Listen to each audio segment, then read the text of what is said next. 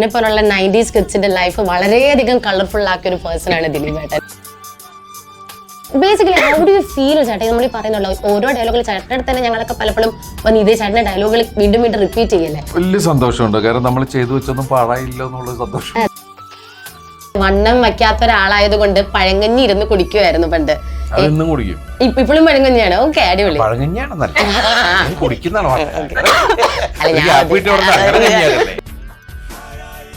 Bus വെച്ച് സിനിമയിൽ വന്നതിന് ശേഷം ഏറ്റവും വലിയ യാത്ര നടത്തിയതാണ് പറക്കുന്നലി.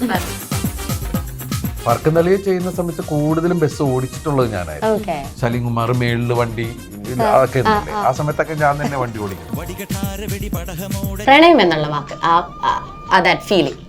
Love is divine. പ്രണയം എന്ന് പറയുന്നത് വളരെ ഒരു രസകരമായ അനുഭവവും ടെൻഷനും ഒക്കെ ഉണ്ടാക്കുന്ന ഒരു കാര്യങ്ങൾ തന്നെയാണ്. ലവിന്റെ പെയിൻ അത് ഏതാങ്കിലും നോക്കിയാലും പെയിൻ ഈസ് പെയിൻ. അത് ആ പെയിൻ വരണമെങ്കിൽ അത് അത്രയും നമ്മള് ഇൻവോൾവ് ആണെങ്കിൽ മനസ്സിലാവുള്ളൂ. ഇപ്പൊ കാണുമ്പോഴും ചേട്ടന് ശരിയാണ്, ഞാനിത് എന്തൊരു ചിരിയായിരുന്നു എന്ന് തോന്നിയെങ്കിലും. ഒരുപാട് സിനിമകളുണ്ട്. ഞാനും ബിജുവും കൂടി മേരിക്കൊണ്ടുഞ്ഞാട് നടക്കുന്ന സമയത്ത് ഞാൻ ഡയലോഗ് എന്ന് പറഞ്ഞ് എന്തോ എക്സ്പ്രഷൻ വെച്ചാൽ ബിജു അവിടെ നിന്ന് തുടങ്ങിയൊരു ചിരിയാണ്. എന്നിട്ട് രണ്ടുപേരും സീരിയസ് ആയിട്ട് നിന്നിട്ട് അവസരം ബിജു അവിടെ തിരിഞ്ഞോടനെ ചിരിച്ചിട്ട് പോടട്ടിട്ട് ഞാൻ ചിരിക്കുന്നുണ്ട്.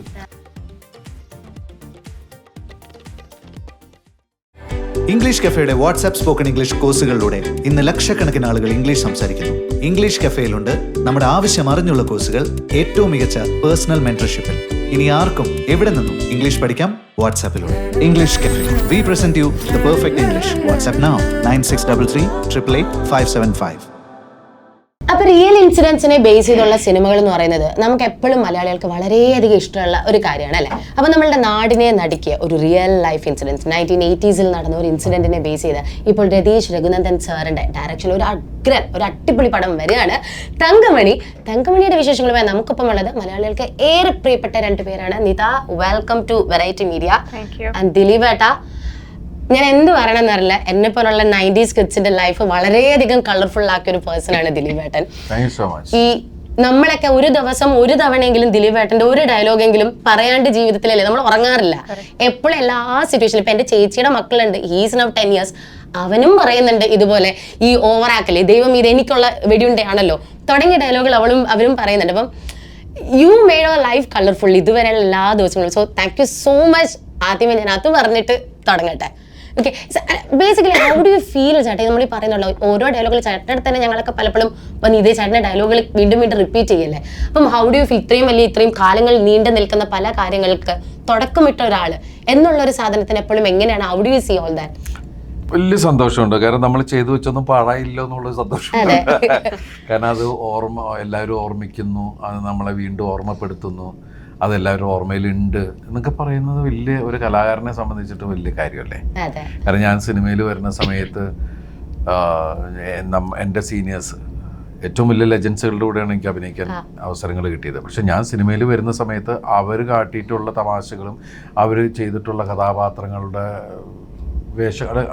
അതെല്ലാം കണ്ട് അത്ഭുതത്തോടെ നിന്ന് നമ്മൾ സിനിമയിൽ വരുമ്പോൾ ഞാൻ പറയുന്ന തമാശ ചിരിക്കുകയോ എൻ്റെ തമാശകൾ വർക്കൗട്ട് ആവുമോ എന്നുള്ളൊരു ഭയത്തോടുകൂടി തന്നെയാണ് ഞാൻ സിനിമയിൽ വന്നത്. അതിനേക്കാളപ്പുറം മുൻപുണ്ടായിരുന്നൊരു പേടിയെന്ന് വെച്ചാൽ ഞാൻ അസിസ്റ്റന്റ് ഡയറക്ടറായിട്ട് വന്നത്, ഞാൻ മിക്ക ആൾക്കാരുടെ കൂടെ വർക്ക് ചെയ്തിട്ടുണ്ട് അസിസ്റ്റൻ്റായിട്ട്. അപ്പം ഞാൻ സിനിമയിൽ അഭിനയിക്കാൻ വരുമ്പോൾ അവരുടെ ആറ്റിറ്റ്യൂഡ് എന്തായിരിക്കും എന്ന് പറയും. ഇന്നിപ്പോൾ സർവ്വസാധാരണമാണോ ഒരു ടെക്നീഷ്യൻ ആക്ടർ ആവുന്നു എന്നുള്ളത്? മിക്ക ആൾക്കാരും ഇപ്പം അങ്ങനെ ആയി തുടങ്ങി. പക്ഷെ നമ്മൾ വരുന്ന സമയത്ത് നമ്മൾ ക്യാമറയുടെ പിന്നിൽ നിന്ന് മുന്നിലേക്ക് വരുന്ന അപൂർവ ആൾക്കാരെ അങ്ങനെ വരവുണ്ടായിരുന്നുള്ളൂ. അപ്പം ആ സമയത്താണ് നമ്മൾ വന്നത്. പക്ഷെ ആ സമയത്ത് എനിക്ക് എന്നെ സംബന്ധിച്ചിട്ട് എൻ്റെ കോ ആർട്ടിസ്റ്റുകളും അതുപോലെ എൻ്റെ കോ ടെക്നീഷ്യൻസും എല്ലാവരും എന്നെ ഭയങ്കരമായിട്ട് സപ്പോർട്ട് ചെയ്ത് തന്നെയാണ് വന്നത്. അന്ന് നമ്മൾ ചെയ്യുന്ന തമാശകൾ ഏക്കോ, നമുക്ക് തമാശ പറയാൻ പറ്റുമോ എന്നൊക്കെ പറയുന്ന ഒരു സ്ഥലത്തുനിന്ന് നിങ്ങളിപ്പോൾ പറയുന്ന സ്ഥലത്തേക്ക് എത്തിയതിൽ ആദ്യം തന്നെ ദൈവത്തിനോടും പിന്നെ ഈ പറയുന്ന എൻ്റെ പ്രിയപ്പെട്ട പ്രേക്ഷകരോട് ഒരുപാട് നന്ദി പറയുകയാണ്, ഞാൻ ചെയ്ത കഥാപാത്രങ്ങൾ സ്വീകരിച്ചതിന്. ഈ വരവിനെ പറ്റിയിട്ട്, സോറി ഞാൻ ചോദിക്കാൻ ഉദ്ദേശിച്ച കാര്യമല്ല, പക്ഷെ ഈ വരവിനെ പറ്റിയിട്ട് ഒരു രസകരമായ കഥ കേട്ടിട്ടുണ്ട്. ഇത് കേട്ടിട്ടുണ്ടോ എന്ന് എനിക്കറിയില്ല. നീത അങ്ങനെ പറയാൻ പാടുള്ളൂ, നീത അല്ല, നീത. സോറി അക്ഷരസ്ഫുടതയുടെ കുറച്ച് കുറവുള്ളത് കൊണ്ടാണ്. അക്ഷരസ്ഫുടതയുടെ കുറച്ച് കുറവുകൾ കൊണ്ട് വന്നതാണെന്നൊക്കെ. ഇത് സ്ഫുടതയുടെ അല്ല, നീയൊന്ന് നീട്ടിയാ മതി. അതാണല്ലേ Neetha. Okay, thank you. Neetha actually ഒരു സ്റ്റോറി ഉണ്ട്, അതായത് ഞാൻ കേട്ടതാണ്, ചേട്ടൻ ശരിക്കും പറഞ്ഞാൽ ഒരാളെ പിടിച്ച് മൊട്ടയടിപ്പിച്ചത് വഴി സിനിമയിലേക്ക് കയറിയതാണെന്നുള്ളൊരു കഥ കേട്ടിട്ടുണ്ട്. ശരിക്കും അഭിനയിപ്പിക്കാൻ ഉദ്ദേശിച്ച ഒരു ആർട്ടിസ്റ്റിനെ കൊണ്ട് ഹെയർ സ്റ്റൈൽ മാറ്റാൻ പറഞ്ഞപ്പോ പുള്ളിനെ പിടിച്ചങ്ങ് അരഞ്ചും പുറഞ്ചും മുടി വെട്ടിച്ച് കയറ്റിയതാണെന്നുള്ളൊരു കഥ. ആ ഒരു കഥ കേൾക്കാൻ അല്ല, പറ്റും? അത് കുറെ ഇന്റർവ്യൂല് വന്നിട്ടുള്ളതാണ്, കേട്ടിട്ടില്ലേ? ഇല്ല, പണ്ട് നമ്മളെങ്ങനെ വെച്ചാൽ ഞാൻ അഭിനയിക്കാൻ അവസരം മനസ്സിലാഗ്രഹമുണ്ട്. അത് അറിയാവുന്നത് ലാൽ ജോസിനും അതുപോലെ നമ്മുടെ കൂട്ടത്തിലുള്ള അക്കു അക്ബർ അവർക്കൊക്കെയാണ്. അപ്പോൾ കമൽ സാറിൻ്റെ കൂടെ നമ്മൾ വർക്ക് ചെയ്യുന്ന സമയത്ത്, നമ്മൾ ഡിസ്കഷൻ്റെ സമയത്തൊക്കെ അതിലൊരു കഥാപാത്രം ഉണ്ടാവും. ഏതെങ്കിലും ഒരു കഥാപാത്രം നമ്മൾ നോട്ടം വയ്ക്കും, വലുതല്ല എന്നാലും ശ്രദ്ധിക്കപ്പെടുന്ന ഒരു കഥാപാത്രം. അതെനിക്കുള്ള അരിമണിയാണെന്നൊക്കെ അല്ലേ? അപ്പോൾ നമ്മൾ തീരുമാനിക്കും. അപ്പോൾ ഡയലോഗ്സൊക്കെ കുറച്ച് കൂട്ടി നമ്മൾ ഉണ്ടാക്കിയ ഡയലോഗ്സുകൾ പറയുകയൊക്കെ ചെയ്യും. അങ്ങനെ കമൽ സാറ് അപ്പോൾ പിന്നെ കാസ്റ്റിംഗ് ഉണ്ട്. കാസ്റ്റിംഗ് ഇടുന്ന സമയത്ത് നമ്മളൊക്കെ ഉണ്ടാവും. അതെന്ന് വെച്ചാൽ ഓരോരുത്തരൊക്കെ അത് ഇന്നാൾ കറക്റ്റായിരിക്കും, അത് ഇന്നാൾ കറക്റ്റായിരിക്കും, അങ്ങനെയൊക്കെ പറയും. അപ്പോൾ ഇയാളുടെ അടുത്ത് എത്തുമ്പോൾ ഇനി അടുത്തത് അതാണ്, അത് നമുക്ക് ലാലു ഒക്കെ എൻ്റെ പേര് പറയും. ഞാൻ പറയില്ല, ഞാൻ ഒന്നും അറിയാത്തപ്പോഴേക്കുമ്പോ അത് സാർ അത് ഇവൻ ചെയ്താൽ പോരെ എന്നൊക്കെ പറഞ്ഞിട്ട് ഞാൻ ആ എക്സ്പ്രഷൻ എന്നൊക്കെ പറഞ്ഞിരിക്കും. അല്ല ഇവൻ നന്നാ പിന്നെ നീ ചെയ്താൽ മതി എന്ന് പറയുന്ന സ്ഥലത്തേക്ക് എത്താൻ വേണ്ടി ഞാൻ മനസ്സിൽ സെറ്റ് ചെയ്തുകൊണ്ടിരിക്കുമ്പോ അപ്പൊ ആ പേരിന്റെ അവിടേക്ക് ടിക്ക് വരുന്നതിന് മുമ്പ് എൻ്റെ ഞാൻ വേറെ ലെവലില് സ്വപ്നം കണ്ടുകൊണ്ടിരിക്കുന്ന സമയത്താണ് അത് ഇടവേള ബാബുവിന് കൊടുക്കാം. എന്റെ കഥാപാത്രം മരിച്ചു വീണു. അങ്ങനെ പല സമയത്തും അപ്പൊ ലാലു ഒക്കെ കൂടി ഇതൊക്കെ എന്നിട്ട് ഇവര് കുറെ നേരത്തേക്ക് എന്റെ മുഖത്തേക്ക് നോക്കൂല, കാരണം ഇവര് ചിരിയോട് ചിരിയാ. കാരണം ഞാൻ മരിച്ച വീട്ടിൽ നിൽക്കുന്നവര് ഞാൻ സമ്മതിക്കണ്ടിരിക്കാൻ പറ്റില്ല, ഞാൻ പറയാൻ പറ്റൂല. കാരണം അവർക്ക് കമൽനാഥിനെ അറിയില്ല ഞാൻ അഭിനയിക്കുന്ന താല്പര്യമുള്ള ആളാണ്. അങ്ങനെ പല പ്രാവശ്യം ഇത് പോയി. അങ്ങനെ ഗസൽ നടക്കുന്ന സമയത്ത് ഒരു കഥാപാത്രത്തിന് ഇതിന് ഉണ്ടാക്കി വെച്ചു. ഡിസ്കഷനിലൊക്കെ പറഞ്ഞുകൊണ്ടിരിക്കുന്ന സമയത്ത് എത്തവണ അത് പിടിക്കണം, ഇതാണ് നമ്മുടെ മനസ്സിൽ. അപ്പോൾ അങ്ങനെയൊക്കെ സമയത്ത് ഞാൻ ലാലുവിനെയും ഇവരൊക്കെ ചട്ടം കെട്ടി കഴിഞ്ഞോണത്തെ പോലെ അകൃതരുത് പറഞ്ഞേക്കണം സാറേ, അത് ഇവൻ കറക്റ്റാണ് സാറേ, സാറേ ഇവൻ നമുക്കത് ഇതായിരിക്കും എന്നൊക്കെ പറഞ്ഞിട്ട് മലയാള സിനിമയ്ക്ക് മുതൽക്കൂട്ടാവും പറഞ്ഞ് ഇവന്മാർക്ക് തലേദിവസം സ്പോളൊക്കെ വെച്ച് ഒക്കെ റെഡിയാക്കി. അപ്പൊ നോക്കുന്ന സമയത്ത് ഇതേപോലെ പറഞ്ഞു. ഞാൻ എന്നാ ബാബു ഞാനൊക്കെ നല്ല സുഹൃത്തുക്കളാ. പക്ഷെ ബാബുവായോട് നമ്മളെ അറിയാതെ നമ്മുടെ ഉള്ളിലൊരു ഇതിങ്ങനെ വരിക, ഈ മനുഷ്യൻ കാരണം കമൽ സാറിന് ഇടയ്ക്ക് വിളിക്കലും കാര്യങ്ങളൊക്കെ ഉണ്ട്. ബാബുവായി ഈ കാശ് നടക്കണതിൻ്റെ അടുത്ത ദിവസങ്ങളിലൊക്കെ ആയിരിക്കും നമ്മളിക്ക നമ്മള് ഉണ്ടാവുമല്ലോ അല്ലേ എന്നൊക്കെ പറഞ്ഞിട്ടുള്ള സംസാരങ്ങളൊക്കെ വെറുതെ. ഇവരും ഭയങ്കര ഫ്രണ്ട്സൊക്കെയാണ്, ഇവര് ഭയങ്കര അടുപ്പാണ്. അപ്പം അതിൻ്റെ ഇടയ്ക്ക് ഒരു ഓർമ്മപ്പെടുത്തല്, അതോടുകൂടി നമ്മൾ ആകെ തകർന്ന്. അങ്ങനെ നമുക്ക് ഞാൻ അവസാനം ഇത് തീർന്ന് നമ്മുടെ കഥാപാത്രം ജനിക്കണതിന് മുമ്പേ ഇവർ കൊല്ലുകയാണ് നമ്മളെ. അപ്പോൾ അതുകൊണ്ട് നമുക്ക് യോഗമില്ല, എന്തെങ്കിലും ആവട്ടെ. അപ്പോഴാണ് ഇതും പോയി. ഇത് ഈ പറഞ്ഞ പോലെ അങ്ങനെ ഡിഫറൻ്റായിട്ട് ഈ കഥാപാത്രത്തിനെ അവതരിപ്പിക്കണം എന്നൊക്കെയുള്ള ഞാൻ ഡിഫറൻ്റൊക്കെ ആയിട്ട് ഇത് സ്കെച്ച് ചെയ്തിട്ടതാണ്. അത് പോയി. അത് കഴിഞ്ഞപ്പോഴാണ് പറഞ്ഞത് സാർ പറഞ്ഞ ബാബുവിന് എന്നേ പെട്ടെന്ന് ബാബു അല്ലാത്ത പോലെ തോന്നുന്ന ഒരു സംഭവം അതൊന്ന് അങ്ങനെ ഒന്ന് സ്കെച്ച് ചെയ്യാനൊന്ന് പ്ലാൻ ചെയ്യാം, അവനോടൊന്ന് എന്തെങ്കിലും ഡിഫറൻ്റ് ആയിട്ട് ഞാൻ പറഞ്ഞു സാറേ സാറേ ഞാൻ അങ്ങനെ ഞാൻ ബാബുവായി വന്നു. ബാബുവായി വന്നപ്പോൾ ബാബുവായി നമുക്ക് സാറിങ്ങനെ പറഞ്ഞേ ഒന്ന് ഡിഫറൻ്റ് ആയിട്ട് ചെയ്യണമെന്ന് പറഞ്ഞു. നമുക്ക് ചെയ്യാൻ പോയി പോവാം. ഞാൻ പറയുമ്പോൾ ഒന്ന് ബാർബർ ഷോപ്പ് വരെ പോകണം പറഞ്ഞു. അങ്ങനെ ഞാൻ ബാബുവായുടെ കൂടെ പോകുന്നു. മേക്കപ്പ് മാൻ ഉണ്ട്, ശങ്കരേട്ടനുണ്ട്. ഞങ്ങൾ ചെല്ലുന്നു. ഞാൻ പറഞ്ഞു മുടിയോട്ട് അയാൾക്കാണെങ്കിലും ഇടവേള ബാബുവാണ് വന്നേക്കണേ. അപ്പോൾ ആക്ടറല്ലേ, ഫിലിം ആക്ടർ, അടുത്തുള്ള ലോക്കൽ ബാർബർ ഷോപ്പിൽ കൊണ്ടുപോയിട്ട് ഇതൊക്കെ ആക്കി. അങ്ങനെ മുടി ഇതാക്കി. അപ്പോൾ ഡിഫറൻ്റ് ആയിരിക്കണം, നിങ്ങൾ ഇതുവരെ ചെയ്ത വേഷത്തിൽ നിന്ന് ഭയങ്കര ഡിഫറൻ്റ് ആയിരിക്കണം ഒക്കെ പറഞ്ഞിട്ട് ചേട്ടാ അതിങ്ങനെ വെട്ടിക്കോ വേണ്ടിയോ പാവം ഇരുന്ന് ഞാൻ പിന്നെ അങ്ങോട്ട് പണിയടിച്ച് ബാബുവിന്റെ അമ്മ പെട്ടെന്ന് തിരിച്ചറിയാൻ പറ്റത്തില്ല. അങ്ങനെ ഞാൻ ബാബുവായിട്ട് ഡിഫറൻ്റ് ആക്കി ബാബുവായിട്ട്. ഞാൻ എന്നിട്ട് ബാബുവിനെ നോക്കി മനോജ് കച്ചേരിയോട് ചോദിച്ചാൽ ബാബു എനിക്കറിയാം അപ്പൊ ഞാനിങ്ങനെ ലൊക്കേഷനിൽ അത് കഴിഞ്ഞിട്ട് ഞാൻ ചെന്നിറങ്ങാം. അപ്പൊ ലാലുവൊക്കെ അവിടെ ഇങ്ങനെ നിന്നിങ്ങനെ നോക്കുന്ന സമയത്ത് നോക്കുമ്പോ വെച്ചിട്ടുണ്ടെങ്കിൽ ബാബുവിന്റെ എൻട്രിയാ. ലാലുവൊക്കെ ഓടിക്കളഞ്ഞു. കാരണം വെച്ചിട്ടുണ്ടെങ്കില് ഞാൻ എന്റെ കഥാപാത്രമായിട്ട് വരിക. ദിലീപേട്ടൻ്റെ അടുത്ത് ആ കഥാപാത്രത്തിന് യോജിക്കുന്ന രീതിയിൽ ഡ്രസ്സപ്പ് ചെയ്തു. ഞാൻ പക്ഷെ അതെ അപ്പൊ ആ കഥാപാത്രം കണ്ടോ അറിയാം, ഇങ്ങനത്തെ ഒരു മീശയും വേറൊരു സ്റ്റൈലില് ഒക്കെ. ബാബുക്കെ ഞാൻ നമ്മളിപ്പോ തമാശ പറഞ്ഞാലും ബാബുയുടെ വേറെ രൂപം തന്നെയാണ് ആ സിനിമയിൽ ഉണ്ടായത്. ആ സിനിമയില് ആ ബാബുയ്ക്ക് ഗുണമുണ്ടായിട്ടുള്ള സംഭവം തന്നെയാണ്. പക്ഷെ അതിന്റെ ഒരു പിന്നാമ്പുറത്തെ ഒരു തമാശ ഇതായിരുന്നു. കാരണം എന്റെ കഥാപാത്രങ്ങളെ സ്ഥിരമായിട്ട് വരുന്നത്. പക്ഷെ ഞാൻ അഭിനയിക്കാൻ അതിനുശേഷം ഞാൻ പിടക്കോഴി കുന്ന നൂറ്റാണ്ട് സിനിമയിൽ അഭിനയിക്കുമ്പോൾ ഞങ്ങൾ ഒരുമിച്ച് ഒരു റൂമിലായിരുന്നു. ഏറ്റവും കൂടുതൽ സപ്പോർട്ട് ചെയ്തിട്ടുള്ള ഒരാളാണ് ഇടവേള ബാബു ഷൂട്ടിംഗ് സമയത്ത്. അതുപോലെ അന്ന് നമുക്ക് പല പണികൾ തന്ന ആൾക്കാർക്കെതിരെ അങ്ങനെയൊക്കെയുള്ള കുറേ കാര്യങ്ങളൊക്കെ ഉണ്ടല്ലോ. അപ്പം അതിനൊക്കെ ശക്തമായിട്ടുള്ള രീതിയിൽ എനിക്ക് വേണ്ടി പ്രതികരിച്ചിട്ടുള്ള ഒരാളാണ് പുള്ളി. എന്നാൽ അതുകൊണ്ട് ആ സൗഹൃദം അന്ന് മുതൽ ഇന്നും ആ ശക്തമായ രീതിയിൽ തന്നെയാണ്. പിന്നെ നമ്മളിതൊക്കെ അങ്ങോട്ടും ഷെയർ ചെയ്തിട്ടുണ്ട് ഇങ്ങനെ ഓരോ കാലങ്ങൾ. ഓക്കെ ചേട്ടൻ എന്തായാലും ഈ സ്വപ്നങ്ങളുടെ കാര്യം പറഞ്ഞതുകൊണ്ട് ചേട്ടൻ്റെ പഴയ ഒരു വീഡിയോ അതും കൂടെ പറഞ്ഞിട്ട് ഞാൻ തങ്കമണി ഇങ്ങനെ ഒന്നുമല്ല യാത്ര ചെയ്യാൻ ഉദ്ദേശിച്ചത്, പക്ഷെ ഇപ്പം എന്തായാലും വന്ന സ്ഥിതിക്ക് അതും കൂടെ ഒന്ന് ചോദിക്കട്ടെ. ചേട്ടൻ്റെ പഴയ ഒരു വീഡിയോ ആണ്, ചേട്ടൻ സിനിമയിൽ അഭിനയിക്കുന്ന ആഗ്രഹത്തിനെ പറ്റി പറഞ്ഞൊരു വീഡിയോ ആണ്, അതൊന്ന് പ്ലേ ചെയ്യാം. ചെറിയ വയസ്സ് മുതൽ അത് തന്നെയായിരുന്നു ഞാൻ പ്രാർത്ഥിക്കാറുണ്ടായിരുന്നു എനിക്ക് സിനിമ കാണണം. എന്നും എൻ്റെ പ്രാർത്ഥന അതായിരുന്നു. പക്ഷേ എന്തോ ഒരു അത്ഭുതം പോലെ എനിക്ക് സിനിമയിൽ അഭിനയിക്കാൻ പറ്റി. അതുപോലെ ആഗ്രഹങ്ങള് നമ്മൾ കുഴിച്ചു മൂടരുത്. പ്രശ്നങ്ങൾ തടസ്സങ്ങളൊക്കെ ഉണ്ടാവും. ചേട്ടൻ പറഞ്ഞു ചേട്ടൻ ആഗ്രഹിച്ചു വന്നതാണ്. ഞാൻ കേട്ടിട്ടുണ്ട് വണ്ണം വയ്ക്കാത്ത ഒരാളായത് കൊണ്ട് പഴങ്കഞ്ഞി ഇരുന്ന് കുടിക്കുമായിരുന്നു പണ്ട്.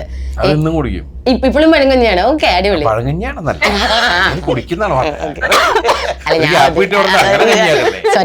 സോറി, ഞാൻ ഉദ്ദേശിച്ചത് പഴങ്കഞ്ഞിയാണ് ഇപ്പോഴും രാവിലെ കുടിക്കുന്നത്.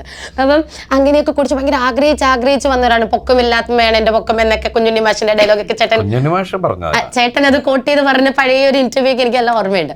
അപ്പം അന്ന് മുതൽ ഇന്ന് വരെ ചേട്ടൻ നോക്കുകയാണെങ്കിൽ ഒരു സാധാ ഗോപാലകൃഷ്ണൻ, ആലുവക്കാരനായ ഗോപാലകൃഷ്ണൻ ഇന്നിപ്പോൾ വളരെ ജനപ്രിയ നായകനായി മാറി. നമ്മുടെ ഓരോ ദിവസവും നമ്മൾ ഓർമ്മിക്കുന്ന ഒരു പല കഥാപാത്രങ്ങളും നമുക്കൊന്നൊരാളായി മാറി. സോ ഇറ്റ്സ് ലൈക്ക് ഒരു സെൽഫ് മെയ്ഡ് മാൻ എന്നൊക്കെ പറയുന്ന ആ ഒരു വാക്കിനുള്ള ഒരു റിയലൈസേഷൻ ആണ് ചേട്ടൻ്റെ ഈ ഒരു ജേർണി എന്ന് പറയുന്നത് അല്ലേ. അപ്പം ലുക്കിംഗ് ബാക്ക് ചേട്ടാ എങ്ങനെ ഹൗ ഡു യു ഫീൽ ഇതിന്റെ എല്ലാ യാത്ര ഈ ഒരു ഇതുവരെ നിൽക്കുന്ന ഇപ്പോൾ ചേട്ടൻ ഒരു എംപയർ തന്നെ സൃഷ്ടിച്ചിട്ടുണ്ട്. ഇതിനൊക്കെ മൊത്തത്തിൽ how do you see each of this? അല്ല, ദൈവാനുഗ്രഹം, പ്രേക്ഷകരുടെ സ്നേഹം, അങ്ങനെ ഒരുപാട് ഘടകങ്ങൾ തന്നെയാണ് മുന്നോട്ടുള്ള യാത്രയ്ക്ക് നിന്നിട്ടുള്ളത്. എന്നെ ക്രിയേറ്റ് ചെയ്ത ദിലീപ് എന്ന കലാകാരനെ ഉണ്ടാക്കിയെടുത്ത ഒരുപാട് നിർമ്മാതാക്കൾ, സംവിധായകർ, എഴുത്തുകാർ, ഒരുപാട് പേരുണ്ട്. ഞാൻ ഒറ്റയ്ക്ക് ഉണ്ടായതല്ല ശരിക്കും പറഞ്ഞാൽ. ഞാൻ അതിനുവേണ്ടി ശ്രമിച്ചിട്ടുണ്ട്, അതിൻ്റെ കൂടെ യാത്ര ചെയ്തിട്ടുണ്ട്. പക്ഷെ അതിനുവേണ്ടി എഫേർട്ട് എടുത്ത ഒരുപാട് പേരുണ്ട്. എനിക്ക് വേണ്ടി കഥാപാത്രങ്ങൾ ഉണ്ടാക്കിയ കഥാകൃത്തുക്കൾ. അത് പേരെടുത്ത് പറയാൻ നിങ്ങൾക്ക് അറിയാം. എൻ്റെ ഏതൊക്കെ സിനിമകളിലൂടെ ഞാൻ ഇതാക്കി ആ സിനിമകളുടെയൊക്കെ എഴുത്തുകാരും സംവിധായകരും അതിൽ പ്രയത്നിച്ച ആളുകൾ, ആ സിനിമ നിർമ്മിച്ചവർ, എല്ലാവരോടും എനിക്ക് ആ രീതിയിൽ സത്യസന്ധമായി പറഞ്ഞ കടപ്പാടും ഇതൊക്കെ ഉണ്ട്. കാരണം നമ്മൾ ഒറ്റയ്ക്ക് വിളയാടിയിട്ട് ആടിയിട്ട് കാര്യമില്ലല്ലോ. കറക്റ്റായിട്ടുള്ള മീറ്ററിൽ എല്ലാ കാര്യങ്ങളും പ്ലേസ് ചെയ്യുന്ന ആളുകളാണ്. അത് ദൈവാനുഗ്രഹത്തില്. പിന്നെ ഇത് രണ്ട് കൈ നീട്ടി സ്വീകരിക്കുന്ന പ്രേക്ഷകർ, അത് വരുമ്പോഴാണ് നമ്മുടെ സിനിമ സക്സസ് ആവുക എന്നൊക്കെ പറയുമ്പോഴാണ് ഒരു കലാകാരനെ സംബന്ധിച്ച് ശരിക്കും പറഞ്ഞാൽ നമുക്ക് വീണ്ടും വീണ്ടും പുതുതായിട്ട് ചെയ്യണം തോന്നാനുള്ള ഒരവസ്ഥ. എൻ്റെ ലോകം സിനിമയാണ്. അങ്ങനെ വെച്ച് നോക്കിയാൽ ഞാൻ പൂജ്യത്തിൽ നിന്ന് തുടങ്ങിയ ഒരാളാണ്. എൻ്റെ വീട്ടിൽ നിന്ന് എടുത്തുകൊണ്ടുവന്ന ഒരു സിനിമ ചെയ്യാനോ ഒന്നുമല്ല. 5 പൈസ വീട്ടിൽ നിന്ന് കൊണ്ടുവന്ന് എനിക്കെല്ലാം തന്നത് സിനിമയാണ്. എൻ്റെ ലോകം സിനിമയാണ്. എനിക്ക് ഏറ്റവും ഇഷ്ടം സിനിമയാണ്. അപ്പോൾ പിന്നോട്ട് തിരിഞ്ഞു നോക്കുമ്പോൾ സത്യം പറഞ്ഞാൽ വലിയ ഭാഗ്യം, ദൈവാനുഗ്രഹം, അത് തന്നെയാണ് പറയുന്നത്. ഇനിയും ആ ദൈവാനുഗ്രഹം എല്ലാ കാലവും ഉണ്ടാവട്ടെ. ഇനിയും നല്ല നല്ല കഥാപാത്രങ്ങൾ കാണാനുള്ള ഭാഗ്യം നമുക്കും ഉണ്ടാവട്ടെ അല്ലേ. So coming to Thankamani. Thankamani എന്ന് പറയുന്ന ഈ ഒരു ഇൻസിഡന്റ് എന്ന് പറയുന്നത് നമ്മളുടെ നാടിനെ നടുക്കിയ ഒരു ഇൻസിഡന്റ് ആണ്. ഇന്നും വളരെ കോൺട്രവേഴ്ഷ്യലായി തന്നെ നിൽക്കുന്ന ഒരു ടോപ്പിക്കാണ്. 3 പതിറ്റാണ്ടുകൾ കഴിയുമ്പോഴും വളരെ കോൺട്രവേഴ്ഷ്യലായി നിൽക്കുന്ന ഒരു ടോപ്പിക്കാണ്. രണ്ട് പക്ഷം പിടിക്കുന്ന ആൾക്കാർ ഇന്നും നമ്മളുടെ നാട്ടിലുണ്ട്. സോ ഇത്രയും കോൺട്രവേഴ്ഷ്യൽ ആയ ഈ ഒരു ടോപ്പിക് ഒരു സിനിമയായി പ്രസന്റ് ചെയ്യുക എന്ന് പറയുമ്പോൾ എപ്പോഴും സിനിമയ്ക്ക് അതിൻ്റെതായിട്ടുള്ള ഒരു പൊളിറ്റിക്സ് ഉണ്ടാവില്ല. നമ്മൾ എന്തെങ്കിലും ഒരു വ്യൂ പോയിന്റിലായിരിക്കുമല്ലോ കാര്യങ്ങൾ നമ്മൾ പ്രസന്റ് ചെയ്യാൻ ഉദ്ദേശിക്കുന്നത്. സോ ഈ ഒരു സമയം ഈ 2024 ഇത്രയും വർഷങ്ങൾക്ക് ശേഷം തങ്കമണി ഒരു മൂവിയായി വരുമ്പോൾ അതിനെ എങ്ങനെ റിസീവ് ചെയ്യും, അല്ലെങ്കിൽ അതുവഴി പറയാൻ ഉദ്ദേശിക്കുന്നത് ആരുടെ പക്ഷമായിരിക്കും? അത് ആരുടെയും പക്ഷമല്ല, തങ്കമണിക്കാർ അനുഭവിച്ച വിഷയമാണ് ഇതിലെടുത്ത് പറയുന്നത്. തങ്കമണിയിലെ ആ ഗ്രാമം അനുഭവിച്ച വേദനയും കാര്യങ്ങളും അത് എത്രത്തോളം ആഴത്തിലുള്ളതായിരുന്നു നമ്മൾ അതുമായി അടുത്തപ്പോഴാണ് കൂടുതൽ ഇപ്പോൾ മനസ്സിലായത്. ഇപ്പോൾ ഈ പറഞ്ഞ പോലെ എത്രയോ നാളുകൾക്ക് ശേഷമാണ് നമ്മളത് പോയി കൈവച്ചിരിക്കുന്നത് എന്ന് പറയുമ്പോഴും നമ്മൾ ശരിക്കും പറഞ്ഞ റിയാലിറ്റിയും ഫിക്ഷനും കൂടി മിക്സ് ചെയ്തിട്ടുള്ള ഒരു മാറ്ററിലൂടെ ഒരു ആ ഒരു ചേരുവയിലാണ് ഈ സിനിമ പറഞ്ഞിരിക്കുന്നത്. ഒരു ചെറുതായിട്ട് നമ്മൾ ഒരു അല്ലെങ്കിൽ പക്ക ഡോക്യുമെന്ററി ആയി പോകും, കുറച്ച് കൊമേഴ്ഷ്യലൈസ് ആണ്. പക്ഷെ അതിൻ്റെ റിയൽ ഇൻസിഡന്റിനെ ഇതല്ലാത്ത നഷ്ടപ്പെടാത്ത രീതിയിൽ തന്നെയാണ് അതിനെ എടുത്ത് ബലിപ്പിച്ചിരിക്കുന്നത്. അപ്പോൾ ആ സിനിമ തീർച്ചയായിട്ടും എൻ്റെ ഒരു ഇതിൽ പറയുകയാണെങ്കിൽ ഡയറക്ടർക്ക് ഒരു എന്താ പറയുന്നത്, നമ്മുടെ ടീം തന്നെ ഈ സിനിമ അത് ഒരു 1986 എന്നൊക്കെ പറയുമ്പോൾ ഈ കാലഘട്ടം തന്നെ ചെയ്യുക എന്ന് പറയുന്നത് തന്നെ ഒരു പ്രൊഡക്ഷനെ സംബന്ധിച്ചിട്ട് വലിയ കാര്യമാണ്. അപ്പോൾ അതിന് കൂട്ടുനിന്ന ചൗധരി സാറ്, അതുപോലെ റാഫി മദ്ര, റാഫിക്ക, പിന്നെ സുജിത്ത്, ഇതിൻ്റെ ഡ്രീം ബിഗ് ഡിസ്ട്രിബ്യൂട്ടേഴ്സ്, ഇവരെല്ലാവരും കൂടി ചേർന്ന് ഒരുക്കിയ ഒരു കളമുണ്ട്. അവിടെയാണ് ഈ സിനിമ ഉണ്ടായത്. നമ്മൾ പഴയ തങ്കമണീനെ റീക്രിയേറ്റ് ചെയ്യുകയും ഇന്ന് പുതിയ തങ്കമണി എന്ന് പറയുന്നൊരു സ്ഥലത്തേക്ക് പഴയതിൽ നിന്ന് പുതിയതിലേക്കുള്ളൊരു അവരെന്തൊക്കെ ഫേസ് ചെയ്തിട്ടാണ് ഇപ്പം നിൽക്കുന്നൊരു വളരെ രസകരമായൊരു സ്ഥലം തന്നെയാണ് തങ്കമണി. അപ്പോൾ ആ സ്ഥലത്തേക്കുള്ള അവർക്ക് അനുഭവിച്ച വിഷമങ്ങളെല്ലാം ഈ സിനിമയിലൂടെ പറയുന്നുണ്ട്. പക്ഷെ നമ്മളിലൂടെയാണ് ഈ സിനിമ പറയുന്നത്. ആബേൽ ജോഷുവ മാത്തനും ഒരു അനധിയിലൂടെയാണ് ഈ സിനിമ പറയുന്നത്. ഇവരുടെ ലവ് സ്റ്റോറി, ഇവർ ഹസ്ബൻഡ് ആൻഡ് വൈഫ്, പിന്നെ ഫ്രണ്ട്ഷിപ്പ്, ഇങ്ങനെ ഒരുപാട് ഘടകങ്ങളിലൂടെയാണ് ശരിക്കും ഇത് പറയുന്നത്. ശരിക്കും പറഞ്ഞാൽ ഫാമിലി, ഇമോഷണൽ, ലവ്, ഫ്രണ്ട്ഷിപ്പ് എല്ലാം കൂടി ബ്ലെൻഡ് ചെയ്തിട്ടാണ് തങ്കമണിയെ നമ്മൾ പ്രസന്റ് ചെയ്യുന്നത്. പക്ഷെ ഒരു പൊളിറ്റിക്കൽ ഫാക്ഷനെ ഫേവർ ചെയ്ത് അങ്ങനെ ഒരു പെർസ്പെക്റ്റീവ് എന്താണ് സത്യം അതാണ് പറഞ്ഞിരിക്കുന്നത്. നാട്ടുകാരുടെ എന്താണ് ടൗണിൽ സംഭവിച്ച അത് ഹൈലൈറ്റ് ചെയ്തിട്ട് അത് നിങ്ങൾ സിനിമ കാണുമ്പോൾ മനസ്സിലാവും. ഉറപ്പായും കാണാൻ അതിന്റെ പാട്ടും അതുപോലെ തന്നെ നമുക്ക് അതിന്റെ ട്രെയിലർ കാണുമ്പോൾ ശരിക്കും വളരെയധികം ഒരു ക്യൂരിയോസിറ്റി തോന്നി. കമ്മാര സംഭവം കഴിഞ്ഞിട്ട് അതിലെനിക്ക് ശരിക്കും ഒരു സീനുണ്ട് ചേട്ടൻ്റെ, അതൊന്ന് പറഞ്ഞു കേട്ടോ. നമ്മളെ തമാശ സീനൊക്കെ പറയുമ്പോൾ ആ സീൻ എടുത്ത് പറയാതിരിക്കാൻ പറ്റില്ല. ഇത്രയും പ്രശ്നങ്ങൾ ഉണ്ടാക്കി ഇവിടെ സൈഡിൽ വിട്ടിട്ട് സൈഡിലിരുന്ന് കഞ്ഞു കുടിക്കുന്ന ഒരു സീനുണ്ട്. വിഷമമുണ്ട്, അതിൻ്റെ അടുത്ത് ഇത് ഞാൻ നേടിയെടുത്ത ഒരു ഇതുണ്ട്, ഒരു എന്തൊക്കെയോ പല ഭാവങ്ങൾ നമുക്ക് ആ ഒരു സമയത്ത് ചേട്ടൻ്റെ മുഖത്തും കണ്ണിലും വായിക്കാൻ പറ്റും. അപ്പം അങ്ങനത്തെ ഒരു പിക്ചറായിരുന്നു.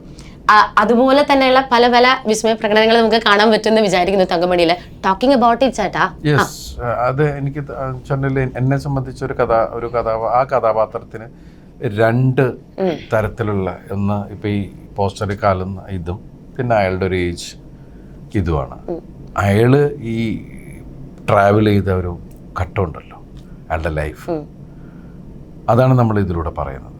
ശരിക്കും പറഞ്ഞാൽ എനിക്കാണെങ്കിലും നീതയ്ക്കാണെങ്കിലും മറ്റുള്ള എല്ലാ ആർട്ടിസ്റ്റുകൾക്കാണെങ്കിലും പെർഫോമൻസ് ഓറിയൻറ്റഡ് മൂവി തന്നെയാണ്. രതീഷ് അതിലൊക്കെ അദ്ദേഹത്തിൻ്റെ സംവിധാനവും അദ്ദേഹം മറ്റുള്ള ഇതിനേക്കാൾ കൂടുതൽ സ്റ്റോറി ടെല്ലിങ്ങും ആർട്ടിസ്റ്റിൻ്റെ പെർഫോമൻസുമാണ് ഫസ്റ്റ് പ്രിഫറൻസ് കൊടുത്തിരിക്കുന്നത്. ആ ഒരു ഇമോഷണൽ ഒരു ബ്രേക്കും ഒരു ഇതും നഷ്ടപ്പെടുത്താതെ പുള്ളി ഉണ്ടാക്കിയിരിക്കുന്നൊരു കഥയുണ്ട്. അത് നന്നായിട്ട് മനോജ് പിള്ള ചിത്രീകരിച്ചിട്ടു. സോ ഈ തങ്കമണിയുടെ ഒരു ചെറിയ റൗണ്ട് നമ്മൾ വെക്കുകയാണ്. അതായത് തങ്കമണിയുടെ ട്രെയിലറിൽ നിന്നും അതിലെ സോങ്ങിൽ നിന്നും ഒക്കെ നമുക്ക് കുറച്ചധികം എലിമെന്റ്സ് കിട്ടുന്നുണ്ടല്ലോ. ആ എലിമെന്റ്സ് നമ്മൾ പറയാം അത് വെച്ചിട്ട് ഓർമ്മയുടെ ഏറ്റവും രസകരമായിട്ടുള്ളൊരു ഓർമ്മ അല്ലെങ്കിൽ ഏറ്റവും നന്നായിട്ടുള്ള ഒരു ഓർമ്മയാണ് നമുക്കൊരു തങ്കമണി റൗണ്ടാണ് ബേസിക്കലി. സോ ഫസ്റ്റ് ക്വസ്റ്റ്യൻ എന്ന് പറയുന്നത് അതിലെ ഏറ്റവും ഇമ്പോർട്ടൻ്റ് ആസ്പെക്ട് എന്ന് പറയുന്നത് ബസ്സാണ് അല്ലേ. സോ ബസ് യാത്ര എന്നുള്ളത് കേൾക്കുമ്പോൾ നിങ്ങൾക്ക് രണ്ടുപേരുടെ മനസ്സിൽ ഓർമ്മ വരുന്ന ഫസ്റ്റ് കാര്യം, ഏറ്റവും രസമായിട്ടുള്ള ഒരു ഓർമ്മ, ഏറ്റവും ഇതായിട്ടുള്ള ടച്ചിങ് ആയിട്ടുള്ള ഒരു ഓർമ്മ എന്തായിരിക്കും? ഇനി ഓർമ്മ നിങ്ങളുടെ ലൈഫിലെ ബസ് യാത്രകൾ വളരെ രസകരമാണ്. എനിക്ക് ആദ്യത്തെ ബസ് യാത്ര എന്ന് ചോദിച്ചു കഴിഞ്ഞാൽ ഞാൻ സ്കൂളിൽ പഠിക്കുന്ന സമയത്ത് 5 പൈസയാണ് ആദ്യം, പിന്നെ 10 പൈസയായി.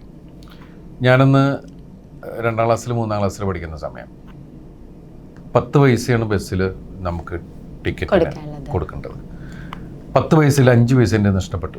ഓ അങ്ങനെ ഞാൻ ആലുവയിൽ നിന്ന് ബസ് കുറച്ച് നേരം ആരെയും കാണുന്നില്ല. എനിക്ക് 5 വയസ്സ് ആരും ഇല്ല തരാൻ, ആരും എനിക്ക് ചോദിക്കാനും അറിഞ്ഞുകൂടാന്ന്. അങ്ങനെ എന്നിട്ട് കുറേ നേരം ഞാനിങ്ങനെ നിന്നിട്ട് പിന്നെ ഞാൻ പതുക്കെ നടന്നു, ഈ ബസ് വന്ന വഴി അറിയാൻ. അങ്ങനെ ഞാൻ ആലുവയിൽ നിന്ന് ദേശം വരെ നടന്നു.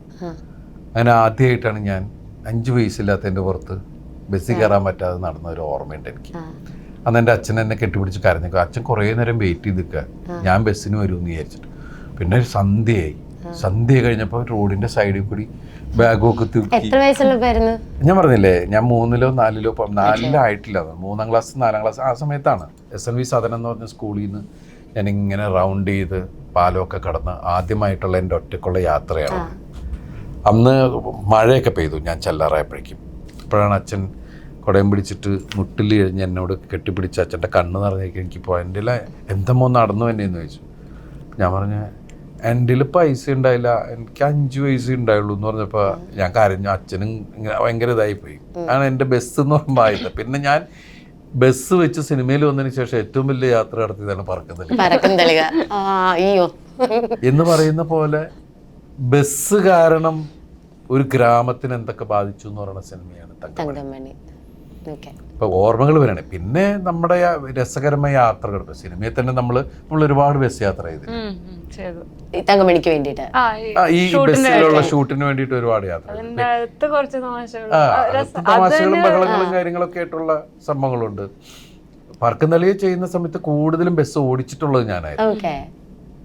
പറക്കുന്നലിയ ടൗണിൽ കൂടിയൊക്കെ ബസ് ഓടിക്കാൻ. അന്നും ഈ ബസ് ഓടിക്കാന്ന് പറഞ്ഞാൽ താമര അത് വലിയ ക്രേസ് ആയിരുന്നു. എൻ്റെ ഷൂട്ടില്ലെങ്കിലും മറ്റുള്ള ആൾക്കാരുടെ ഷോട്ട് എടുക്കുമ്പോഴൊക്കെ ഞാൻ തന്നെ, അശോചന്റെ ഷോട്ടും മറ്റൊക്കെ എടുക്കുമ്പോൾ ഞാൻ തന്നെയാണ് ട്രാവൽ. സലീംകുമാർ മേളില് വണ്ടി അതൊക്കെ ഇരുന്നില്ലേ, ആ സമയത്തൊക്കെ ഞാൻ തന്നെ വണ്ടി ഓടിക്കുന്നത്. അതൊക്കെ ഭയങ്കര രസകരമായ ഇതാണ്. പിന്നെ ബസ് യാത്രകൾ, കോളേജിൽ പിള്ളേരുടെ യാത്ര, അങ്ങനെയൊക്കെ കുറെ. ബസ് എപ്പോഴും വലിയ രസകരമായ സംഭവം തന്നെയല്ലേ. നീതയ്ക്കോ? എനിക്ക് ഏറ്റവും ഓർമ്മ വരുന്ന, ഞാൻ കോളേജിൽ പഠിക്കുമ്പോൾ ബാച്ചിലേഴ്സ് BTech ചെയ്യുമ്പോൾ അമൃത ബാംഗ്ലൂരിലാണ്. അപ്പോൾ ഒറ്റയ്ക്ക് ആദ്യമായിട്ട് വീട്ടിൽ നിന്ന് മാറി നിന്ന് പഠിക്കുക. എയർ ബസ് ഉണ്ടല്ലോ നമ്മുടെ, ഏത് ട്രാവൽസ് ആണെന്ന് ഞാൻ പറയുന്നില്ല, പക്ഷെ അതിൽ പോകുമ്പോൾ ഒരു പ്രാവശ്യം പോയിട്ട് എനിക്ക് എന്തോ ഒരു അലർജി വന്നു, ഫുൾ ബോഡി. അത് ഭയങ്കര പ്രശ്നമായി. എന്നിട്ട് അടുത്ത ബസ് കയറി തിരിച്ചു വരേണ്ട വന്നു. പിന്നെയാണ് മനസ്സിലായത് ഈ ബെഡ് ബഗിന്റെ പ്രശ്നമാണ്. അതെനിക്ക് ഭയങ്കര അലർജിയാ. പക്ഷെ അത് പെയിൻഫുൾ ആണ്. പക്ഷെ ഇപ്പൊ ആലോചിക്കുമ്പോ ശരിയാ, അന്ന് എനിക്ക് ഒറ്റയ്ക്ക് ട്രെയിനിൽ പോയി പരിചയമില്ല. അമ്മയ്ക്കും ബസ് ഒരു എന്തോ സെക്യൂർ ഇത് ആയതുകൊണ്ട് അങ്ങനെയാണ്. അവസാനം ഒരു സൊല്യൂഷൻ കണ്ടുപിടിച്ചു. Until I shifted to train with friends, newspaper വിരിച്ച് സീറ്റിൽ വെച്ച് കഴിഞ്ഞാൽ ഇത് നമ്മുടെ മേത്തേക്ക് വരൂല. അങ്ങനെ കുറച്ചു കാലം ന്യൂസ് പേപ്പർ വെച്ച് അങ്ങനെയെങ്കിലും പത്രം കൈകൊണ്ട് തൊട്ടു. രണ്ടാമത്തെ എലിമെന്റ് പ്രണയം ഇതിന്റെ ഒരു മെയിൻ എലിമെന്റ് ആണ്. നമ്മുടെ ഇതിലുള്ളത് പോലും ആണല്ലോ പ്രണയം എന്നുള്ള വാക്ക്. that feeling, love is divine always. അല്ല, ഞാൻ അങ്ങനെ എൻ്റെ ഇതില് ഇതാണ്. ഇതൊരു പ്രണയം എന്ന് പറയുന്നത് വളരെ ഒരു രസകരമായ അനുഭവവും ടെൻഷനും ഒക്കെ ഉണ്ടാകുന്ന ഒരു കാര്യങ്ങൾ തന്നെയാണ്. ഇത്ര പറഞ്ഞ പോരെ? ഞാനും എൻ്റെ deepest experience, I think there is only one time I actually experienced what love is like. പക്ഷേ അത് തന്നെ അത്രയും നമ്മൾ ഡീപ്ലി അത് എക്സ്പീരിയൻസ് ചെയ്യുമ്പോൾ അതിന്റെ കൂടെ അത്രയും തന്നെ പെയിനും വേണമെങ്കിൽ വരാം എന്ന് ഞാൻ. പക്ഷേ so it's not a good story. അത് കറക്റ്റ് ആണ്.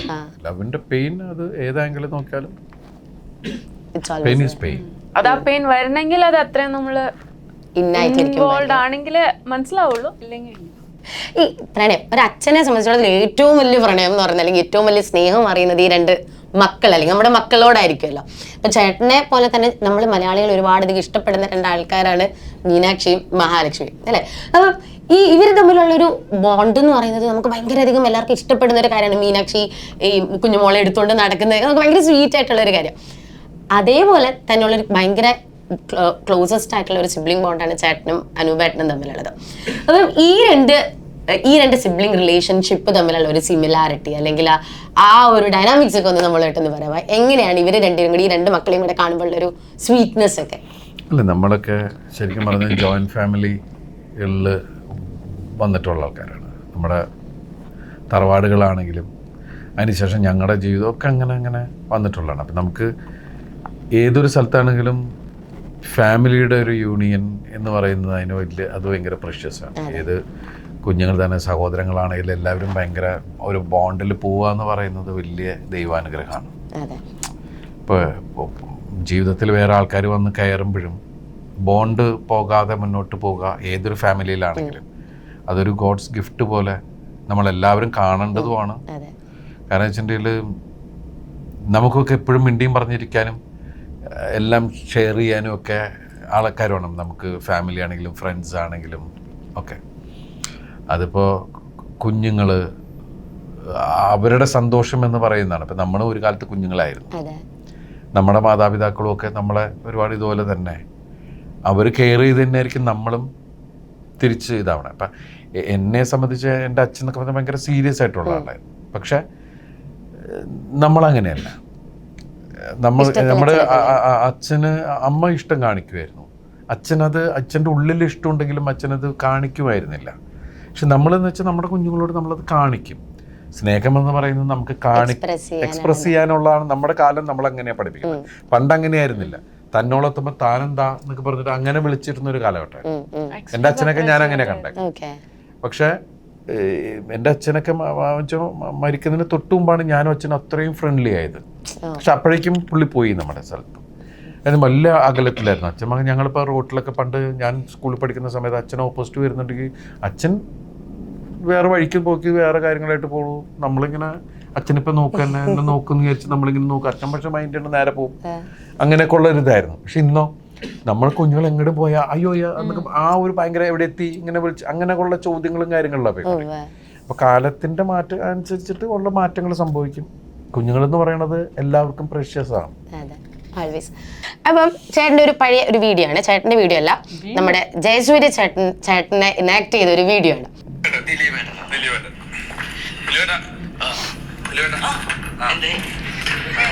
നമ്മുടെ ഷോട്ട് റെഡിയാണ്. ഞാൻ റെഡിയാണ്. ഉദയനോട് ഇരിക്കാൻ പറയും. ചായ കൊടുത്തേക്ക്. നമ്മുടെ ഒരു ഷോട്ട് റെഡിയാണ്. സീനെന്ന് എടുക്കാൻ പോകുന്ന സീൻ പറഞ്ഞാൽ നായിക നടന്നു വരികയാണ്. നായിക നടന്നു വരുമ്പോൾ ദിലീപിന്റെ ക്യാരക്ടർ വഴിയിൽ വെച്ച് തടഞ്ഞു നിർത്തിയിട്ട് കൈ അടിച്ചിട്ട് നല്ല സ്റ്റഡിയായിട്ട് നിന്നിട്ട് ഐ ലവ് യു എന്ന് പറയാം. അതായത് നായിക നടന്നു വരുമ്പോ സ്റ്റഡിയായിട്ട് നിന്നിട്ട് തടഞ്ഞു നിർത്തിയിട്ട് നല്ല ധൈര്യമായിട്ട് ഐ ലവ് യു എന്ന് പറയണം. നായിക നടന്നു വരുമ്പോഴത്തേക്കും ഞാനിങ്ങനെ കൈ അടിച്ചിട്ട് ഐ ലവ് യു എന്ന് പറയണം. ഓക്കെ, ഞാൻ വേറൊരു കാര്യം ചോദിക്കട്ടെ. എന്റെ കയ്യിലെ ഒരു റോസാപ്പൂ ഉണ്ടാവുന്നതുകൊണ്ട് കുഴപ്പമില്ലല്ലോ? കുഴപ്പമില്ല. ഓക്കെ, അപ്പൊ ആ റോസാപ്പൂ ഉണ്ടെങ്കിൽ നായിക നടന്നു വരികയുള്ളൂ. ഏകദേശം ഇവിടെ ആയിട്ടൊരു ചാണാക്കുഴി ഉണ്ടെങ്കിൽ ഞാനിങ്ങനെ വന്നിട്ട്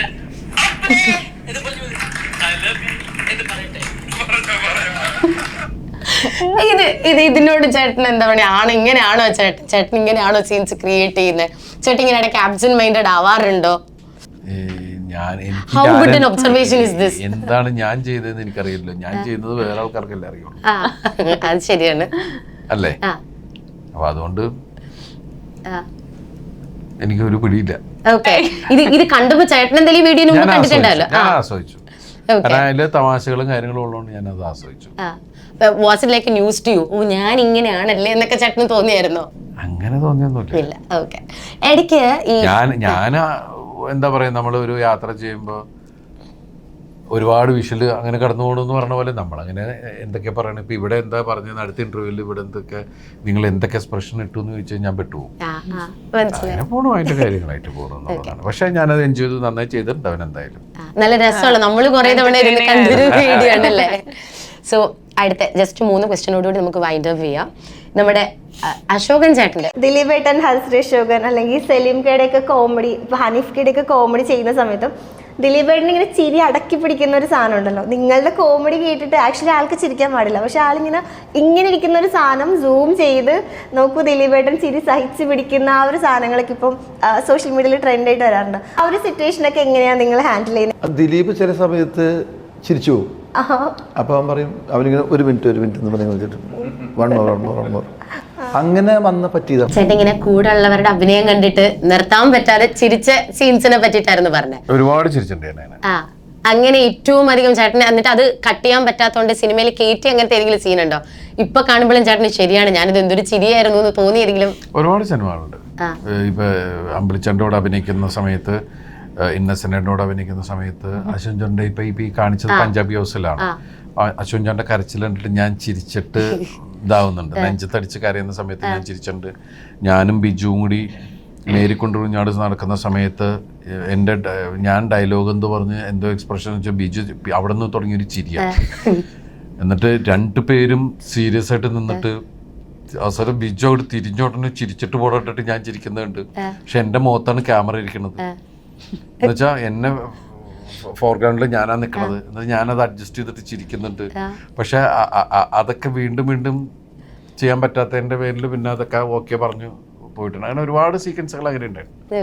ചേട്ടന്റെ കൂടെ അന്ന് വന്നവരാണല്ലോ അശോകൻ ചേട്ടൻ, നമ്മുടെ സലീം കുമാർ ചേട്ടൻ. അവരുടെയൊക്കെ മക്കളിപ്പോ മെയിൻ റോൾസ് എടുത്ത് ചെയ്യണം. ഇപ്പൊ പ്രത്യേകിച്ച് ബ്രഹ്മയുഗയിലേക്ക് അർജുൻ ചേട്ടന്റെ റോൾ എന്ന് പറയുന്നത് അത്രയും ഭയങ്കര യുണീക്ക് ആയിട്ടുള്ളതായിരുന്നു.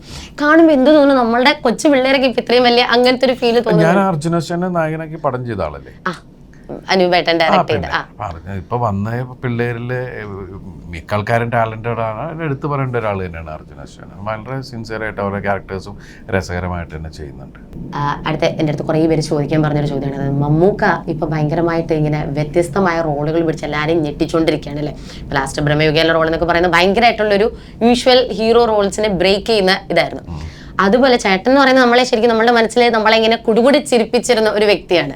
ആ വ്യക്തി ഇപ്പോൾ വളരെ സീരിയസ് ആയ കഥാപാത്രങ്ങളൊക്കെ എടുത്തു പിടിച്ച് വേറൊരു ജോണർ പിടിക്കുന്നതാണോ എന്നുള്ളൊരു ചിന്തയുണ്ട്. അതോ ഇനി ഒരിക്കലും നമുക്ക് ആ പഴയ പോലത്തെ ആനിമേറ്റഡ് കോമഡിയിൽ കാണാൻ സാധിക്കില്ലേ? അയ്യോ അങ്ങനെയൊന്നുമില്ല.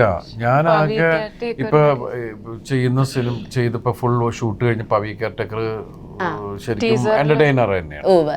പിന്നെ ഞാൻ ചെയ്യാൻ പോകുന്ന ഇപ്പോൾ ഹിയൻഷി ആണെങ്കിലും അതല്ലാത്ത വേറെ പുതിയ 2-3 സിനിമകൾ ഞാൻ കമ്മിറ്റ് ചെയ്തിരിക്കുന്ന എല്ലാം എന്റർടൈനർ സിനിമകൾ തന്നെയാണ്. സോ D150 എന്താണ്, പ്രൊഫസർ ഡിങ്കൻ എന്ന് വരും. ഇതെല്ലാം ഇപ്പൊ ഞാൻ ഈ ചോദിച്ച 3 ചോദ്യങ്ങള് ചേട്ടന്റെ ദിലീപ് ഫാൻസിൽ നിന്ന് ഞാൻ എടുത്ത ചോദ്യങ്ങളാണ്. പ്രൊഫസർ ഡിങ്കൻ വീണ്ടും ഷൂട്ടിങ്ങൾ ഇപ്പൊ ഒരു കുറച്ച് മാസങ്ങൾക്കുള്ളിൽ തന്നെ അതിന്റെ എന്താണെങ്കിലും എനിക്ക് തോന്നുന്നത് ആ സിനിമ ഒരു 25 റിലീസ് ചെയ്യാവുന്ന രീതിയിലാണ്. കാരണം 3D ആണ്, അതിൽ ഗ്രാഫിക്സിനൊക്കെ ഒരുപാട് സമയം വേണം. അതിനു വേണ്ടിയിട്ടുള്ള തയ്യാറെടുപ്പുകളാണ് നടന്നുകൊണ്ടിരിക്കുന്നത്. D150 അതാണ് ഹിയാൻഷി ആണ്. അതിന്റെ അപ്ഡേറ്റ്സ് എന്തെങ്കിലും പറയാനുണ്ടോ? അതാണ് ഇപ്പോൾ ഉടൻ തന്നെ ഷൂട്ടിംഗ് തുടങ്ങാൻ പോകുന്ന പടം. ഞാനിപ്പോൾ ഈ തങ്കമണിയും അതുപോലെ പവി കെയർടേക്കറിൻ്റെ പോസ്റ്റ് പ്രൊഡക്ഷൻ പണികളൊക്കെ ആയിട്ടാണ് നിന്നിരുന്നത്. ഓക്കെ, അപ്പം തങ്കമണി നമ്മളുടെ മൂവീസിലെ ഇങ്ങനെ വളരെ അടുത്ത് വന്ന് നിൽക്കുകയാണ്. ഇപ്പോൾ നമ്മൾ റിലീസാവും, നമ്മളിപ്പോൾ തന്നെ സിനിമകൾ കാണും. അപ്പോൾ എന്താണ് നമ്മളുടെ പ്രേക്ഷകരോട് പറയാനുള്ളത് തങ്കമണിനെ പറ്റിയിട്ട്? മാർച്ച് 7 ഈ സിനിമ നിങ്ങളുടെ അടുത്ത തിയേറ്ററിലേക്ക് വരികയാണ്. എന്തായാലും ഞങ്ങൾ വേറെ അവകാശവാദങ്ങളൊന്നും പറയുന്നില്ല. തങ്കമണി എന്ന് പറഞ്ഞ ഈ സിനിമ, കട്ടപ്പനയിലെ തങ്കമണി, ഈ സിനിമ നിങ്ങൾ കാണുക, തിയേറ്ററിൽ തന്നെ വന്ന് കാണുക, ഞങ്ങളെല്ലാവരും അനുഗ്രഹിക്കുക. അതാണ് പ്രിയപ്പെട്ട പ്രേക്ഷകരോട് പറയുന്നത്. Thank you so much. This is going to be one of my best day. ഞാൻ ഒരുപാട് എൻ്റെ വിഷൻ ബോർഡിൽ വെച്ചിരുന്ന ഒരു ഫോട്ടോ ആണ് ദിലീപ് ഏട്ടൻ്റെ. ഇന്ന് ഞാൻ ഇവിടെ ടിക്കിടും. Thank you so much. Thanks thank you Neetha. Thanks a lot and all the best both of you.